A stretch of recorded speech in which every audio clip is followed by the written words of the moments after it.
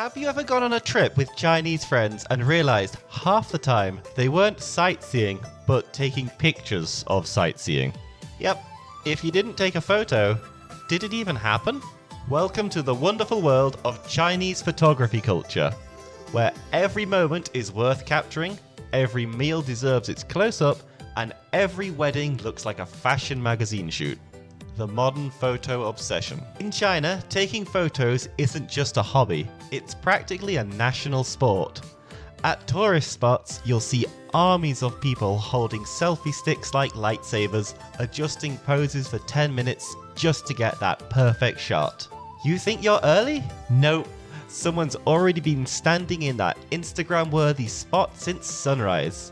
Tripod, outfit change, full-on director's energy. And it's not just sightseeing. Food photos are a religion. Before anyone eats, everyone must shout the sacred words. Wait, let me take a picture.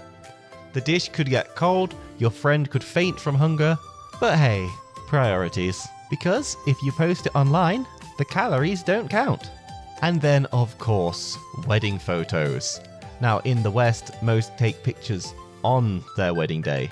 In China, oh no, that's just the trailer.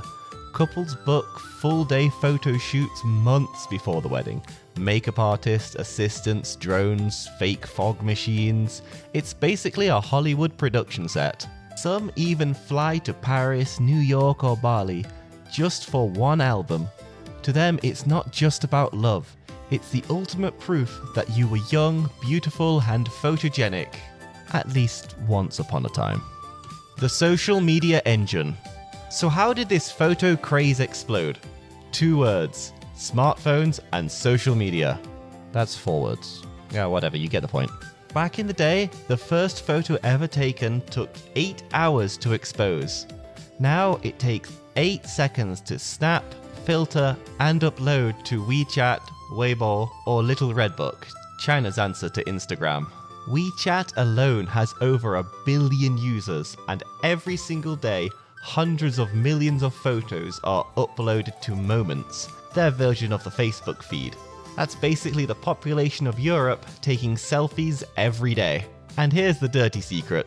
It's not just about the photo, it's about the likes, the validation, that sweet dopamine hit when friend comments, "Wow, you look amazing." And smartphone companies? They know the game. Every year, new phones brag about better cameras, better skin smoothing, better AI beauty. Translation? We'll make you look fabulous even after 3 hours of sleep and you'll get those likes you crave.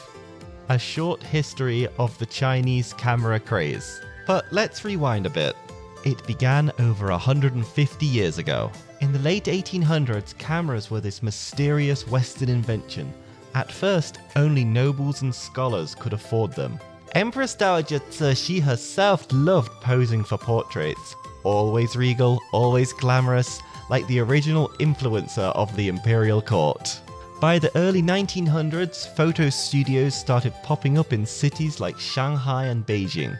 Getting your picture taken was a big deal. It meant you were modern, stylish, and probably a little rich. Then, in the 1980s, came the golden age of the photo studio. Every Chinese city had one on every block. People lined up during holidays to take family portraits. Mums wore their best qipao, dads put on suits, kids combed their hair. Everyone looked their best. Those portraits were treasured, printed, framed, and displayed in the living room like trophies. For many families, that single photograph was the family memory. The deeper meaning, face and memory.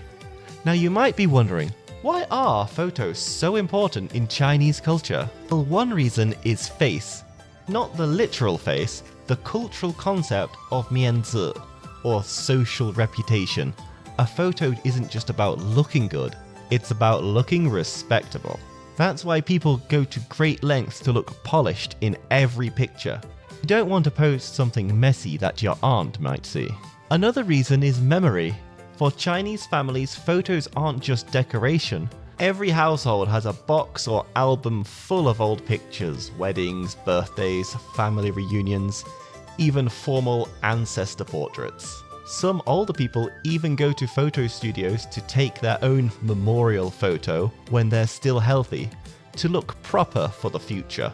Sounds a little morbid, but to them it's a way of leaving behind dignity, their final best shot. In short, for Chinese people, taking photos isn't just vanity, it's respect for life. It's about remembering who you are and who you came from, and making sure future generations remember too.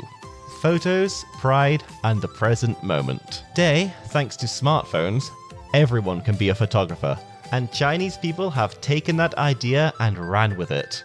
Whether it's grandmas mastering filters, travelers perfecting their jump pose, or newlyweds hiking up a mountain in full tux and gown, it's all about celebrating the moment. And sure, sometimes it gets a little bit over the top, like when you see someone risking their life on a cliff just to get that epic shot.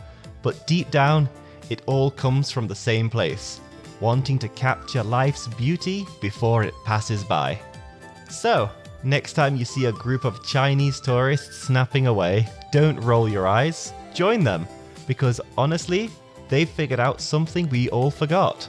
Moments and memories fade, but photos remain. And in today's world where everything happens so fast, maybe taking that extra minute to capture a memory isn't so silly after all. So what about you? Are you a photo addict too? Tell me in the comments below. Hit that like button if you've ever yelled, "Wait, one more picture."